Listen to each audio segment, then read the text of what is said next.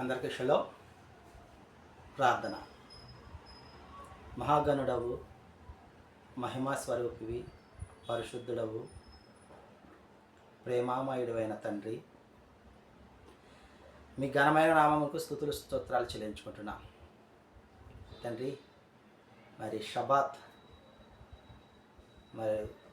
మేము జరిగించుకుని ఉండగా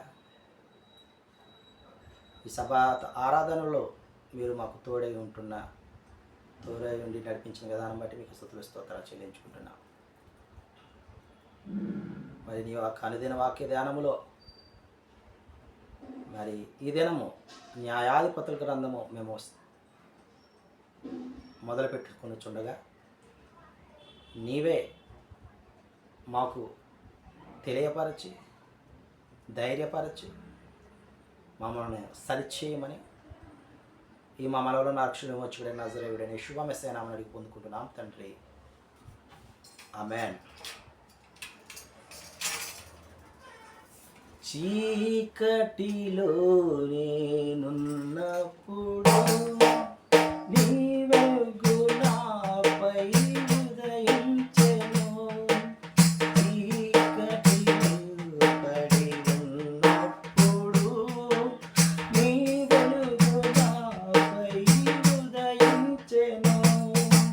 నీలోనే నేను నడవాలని, నీ మహిమ నాలో నిలవాలని, నీలోనే నేను వెలగాలని, నీ మహిమ నాలో నిలవాలని, పరిశుద్ధాత్మాభిషేకముతో నన్ను నింపుతున్నావు.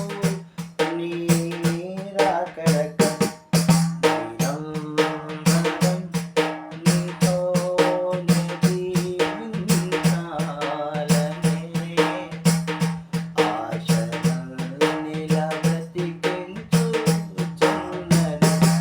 నిరంతరం నీతోనే జీవించాలని ఆశలను నిలబెట్టుకొనుచున్నది. నా ప్రాణేశ్వరా యెహోవా, నా సర్వస్వమా యెహోవా, నిరంతరం నీతోనే జీవించాలని ఆశలను నిలబెట్టుకొనుచున్నది. యెహోషువ గ్రంథము మనము ధ్యానించుకున్నాము. న్యాయాధిపతుల గ్రంథము ఈ దినమున మొదలు పెట్టుకుంటున్నాము. ఈ న్యాయాధిపతుల గ్రంథములో ఈ విధముగా ముందు మాటగా వ్రాసి ఉన్నారు. యెహోషువ గ్రంథమేమో ఎలోహిం వారి యందు భయభక్తులు కలిగిన వారు, విశ్వసించిన వారు విజయాన్ని తెలియపరచగా, న్యాయాధిపతుల గ్రంథములో అవిధేయులైన వారు, ఎలోహిం వారికి విరోధముగా జీవించిన వారు అపజయం పొందటాన్ని మనము గమనిస్తాం. ఇశ్రాయేలీయులు ధర్మశాస్త్రంను నిర్లక్ష్యము చేయటం, వారి యొక్క ఇశ్రాయేలీయుల యొక్క 4 దశాబ్దాల కాలం నాటి ఇతివృత్తాలను మనము ఈ గ్రంథంలో చూస్తూ ఉన్నాం. ఈ న్యాయాధిపతులు అని హిబ్రూలో షోపెత్తిం అంటే న్యాయాధిపతులు, పాలకులు, విమోచకులు, రక్షకులు అనే అర్థము ఇస్తూ ఉన్నది. ఈ యొక్క షోపెత్తిం అనే పదము షోపెత్ అనే పదము నుంచి మరి వచ్చినదని మనకు తెలియపరుస్తూ ఉన్నాడు. షోపెత్ అంటే న్యాయాన్ని జరిగించడం, వివాదాలను సరిదిద్దటం. ఈ 2 మాత్రమే కాదు, కానీ విమోచించుట, విడుదల చేయుట అని కూడా అర్థం వస్తూ ఉందని తెలియచేస్తూ ఉన్నాడు. ఇదే న్యాయాధిపతులని గ్రీకులో క్రిత్తే అని, లాటిన్లో లిబెర్ జుడికమ్ అని అంటున్నారు. కొంతమంది అయితే ఈ యొక్క న్యాయాధిపతుల గ్రంథాన్ని వైఫల్యముల గ్రంథము అని కొందరు మరి తెలియజేసినట్లుగా వ్రాసి ఉంచినారు. కొందరు ఈ విధంగా న్యాయాధిపతుల గ్రంథాన్ని వైఫల్య గ్రంథం అని కూడా పిలుస్తున్నట్లుగా మనము గమనించగలం. అయితే దీని యొక్క రచయిత సమూయేలు కానీ, ప్రవక్తలలో ఒక ప్రవక్త శిష్యుల్లో ఒకరు కానీ రాసినట్లుగా ఊహించగలగటానికి గల కారణం ఏంటంటే, తాల్ముడ్ అయితే సమూయేలు అని కరాఖండిగా తెలియజేస్తున్నది.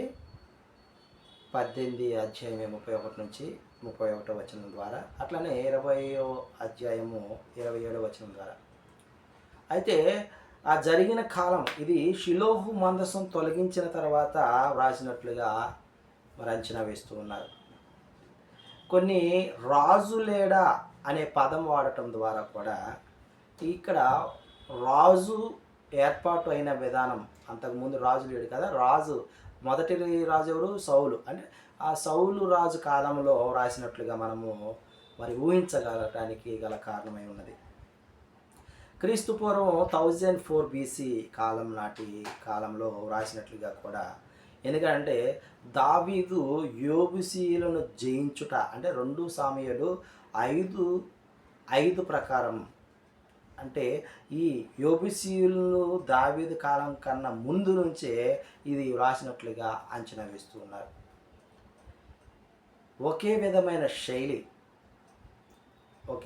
శైలి కూడా వీళ్ళే రాశారు అనటానికి గల కారణం.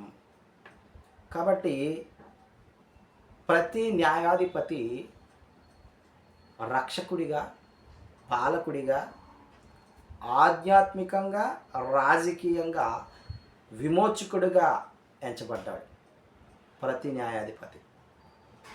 కాబట్టి దీనిని బట్టి యెషూవా మెస్సే వారిని గురించి కూడా ముంగుర్తుగా ఈ న్యాయాధిపతుల గ్రంథాన్ని మరి లిఖించినట్లుగా మనము గమనించగలం.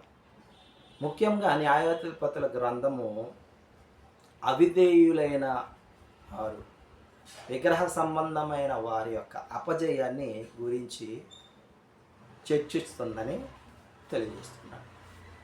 మరి కొన్ని మాటలు ఈ న్యాయాధిపతుల గ్రంథ అధ్యాయాన్ని హషేం వారు మనకు మేలుకరంగా, మన జీవితాలకు మరి వెలుగుమయముగా అయ్యేటట్లుగా, మన హృదయాలు మార్పు చెందేలాగున మనతో మాట్లాడునుగాక.